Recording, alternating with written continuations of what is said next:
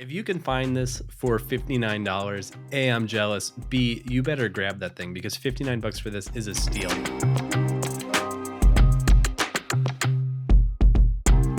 All right. Well, next we have Larceny Barrel Proof. This is a limited edition from Heaven Hill. This is their wheated mash bill. You might say, wait, it's not limited. I saw it once upon a time. Well, it comes out in 3 batches a year. This is batch C922. That means the September 22 release. It's the third of the year, hence the C. This is the final for Larceny. And once again, this is their wheated mash bill. So at 63.3% ABV, it is a weeder to write home about. It's got some nice, big, hefty proof after some lighter releases early in the year. And I love a weeder, so I'm pumped for this one.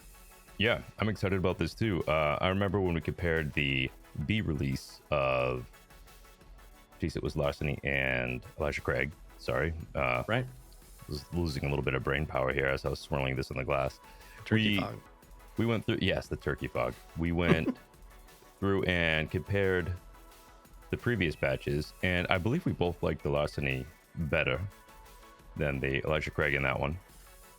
Very close race. I mean, these are both things that traditionally we like both of them. It's not like we're kind of split or divided here. It's like usually if the answer is do you want this one or that one, it is yes. Right. I'm with you. Yeah, it's kind of hard because recently both have become tough to find here in Wisconsin. I've had to go to a store and they say, well, which one do you want? And I'm like, is the wrong answer both? Like, I would like both. Seriously. But I if I have to make a choice, you know, in the middle of the year, that Elijah Craig was just screaming. That was killer. But a weeder for fall, those nice spices hopefully fit with the fall weather as it changes. Is it below 30 degrees there yet, John? No, we've been in the 40s hanging out. God. It's great. I love it. I love when the weather starts to cool off. I love the autumn season change in the air. Makes me want to drink rye. I think we'll sip a little bit of rye later on in our tasting here, which will be great for me. But for now, I'm ready to dig into this a little bit here. So this is the 68%, 20%, 12% mash bill, as in corn, wheat, and malted barley, respectively. Did you touch on the price? It's $60. So, I mean... Yeah. The problem isn't really going to be the SRP. It's just going to be if you're in an area that has this in good distribution. That's exactly. I mean, $59, they tell us it's between 6 and 8 years old. I tend to believe them based on what I've tasted. That's a great price for a great age range. You know, these heritage distillers can bring the age statements at a price that won't make you cry.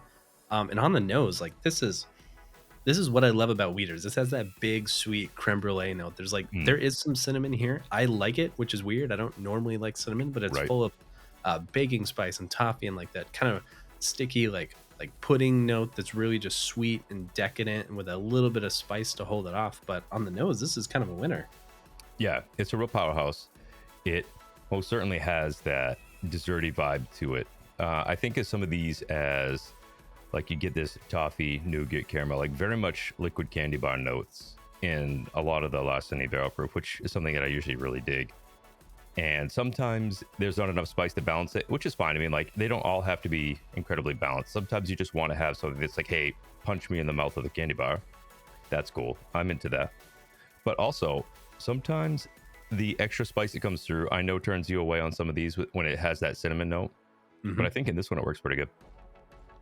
Yeah, this reminds me, I've been trying to think of, so you mentioned candy bar, and I'm like, oh man, this reminds me of a Milky Way bar, right? Like there's a light chocolate on the outside, but it's big and nougaty and creamy, and it has like almost this viscosity to the palate that's really satisfying. And that's what I do.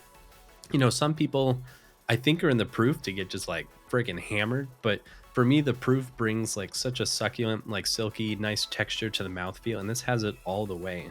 This does. This is a very clingy mouthfeel, good viscosity, good weight. I mean, especially for something that's not likely to be any older than 8 years old.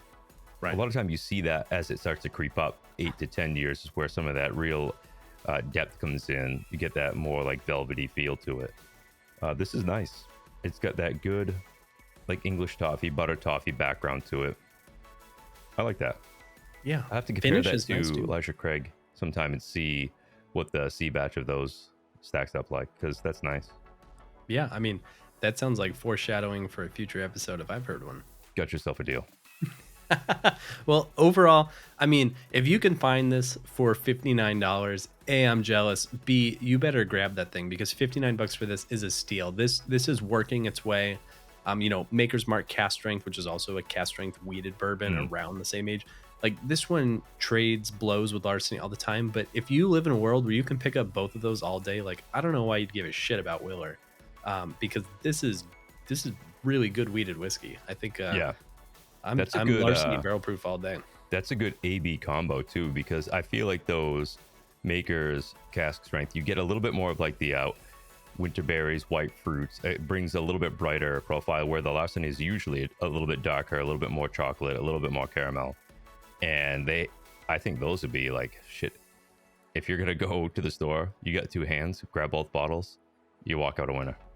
Yeah, and in some markets, I mean, if these are at MSRP before tax, you're walking out with one Benjamin. I mean, 40 bucks for the makers and 60 Shit, bucks yeah. for the Larceny. That's people complain that whiskey is getting more expensive by the day, and I think that Larceny is kind of like, hey, you.